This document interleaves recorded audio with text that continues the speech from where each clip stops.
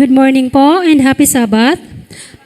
Happy Sabbath na rin po sa ating mga kapatid na nasa kanilang mga tahanan, nanonood sa atin via FB Live, at sa ating mga kakilala at mga kaibigan na makakapanood nitong video na to, anong oras niyo man ito mapanood, isang mapagpalang araw po ng Sabat sa ating lahat. Ang akin pong gampanin sa umagang ito ay maghahayag ng isang promotional talk na may pamagat na Reach the World Using Communication Channel. Marahil meron po sa atin magtatanong kung ano po ibig sabihin ng communication channel. So base po sa Google, ito po yung meaning niya. Communication channels are mediums through which you can send a message to its intended audience or target audience.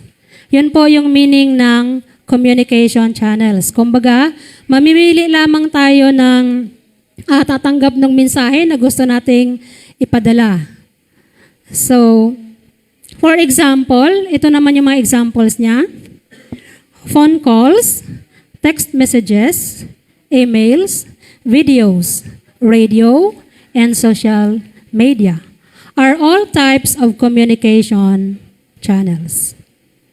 Sabi po dito, ask the Lord for help in helping you understand how the Spirit harmonizes multiple channels of communications for the greatest effect on its audience. Ang atin pong nakuhang kay text, kasi pang ano to kumbaga yung dati nating promotional talk about evangelism, na upgrade na po siya. Kaya naging ganito na. So, ako na lang yung naghanap ng aking K-text.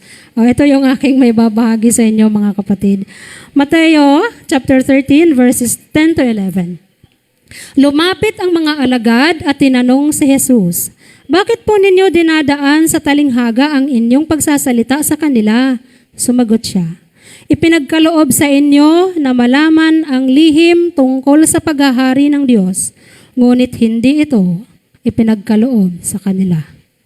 Kaya meron talaga siyang, makikita talaga natin na meron, di naman siya nagtatangi, no?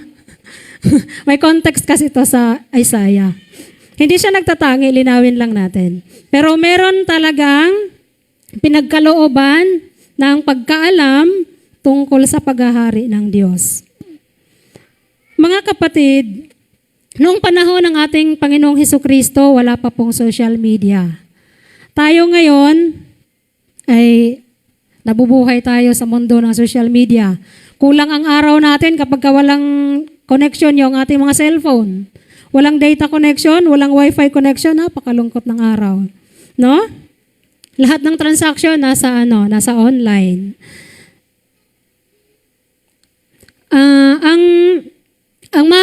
Ang may babahagi ko dito sa sarili kong idea, nung panahon ng Panginoong Hesukristo, mga kapatid, wala pang social media, yung kanyang pagtatalaga ng kanyang mga disciple, mga alagad, ay personal niya pong in-approach.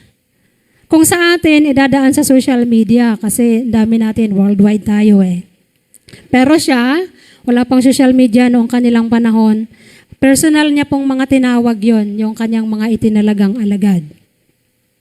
Kung mapapansin po natin na ipalaganap ng mga alagad ang mabuting balita sa buong mundo without using social media. Yan yung difference, no? Napalaganap sa buong mundo hanggang sa panahon natin. Kaya tayo nag-benefit din kahit walang social media.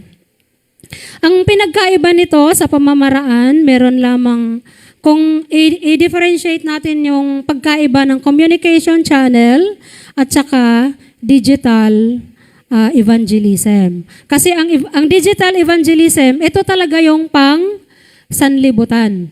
Buong mundo gumagawa nito. Yung sa communication channels po, ay yun po yung pamamaraan ng ating Panginoong Hesus kung paano tayo mag-approach, paano tayo magbahagi, paano tayo magsuri gamit ang ating mga social media. Kasi hindi natin kayang basahin, hindi natin kayang kabisaduhin yung buong nilalaman ng ating mga Bible kung hindi natin gamitin ang ating mga Google sa pagsisearch ng mga Bible verse at saka yung mga meaning sa dictionary and then saka naman sa prophecy. Ito yung digital. Dito tayo makaka-relate lahat. Kasi buong mundo gumagawa nito, lahat ng sekta gumagawa nito. Digital evangelism is strategically using internet, mobile, and social media platforms to meet the needs of others and share the gospel with the online world.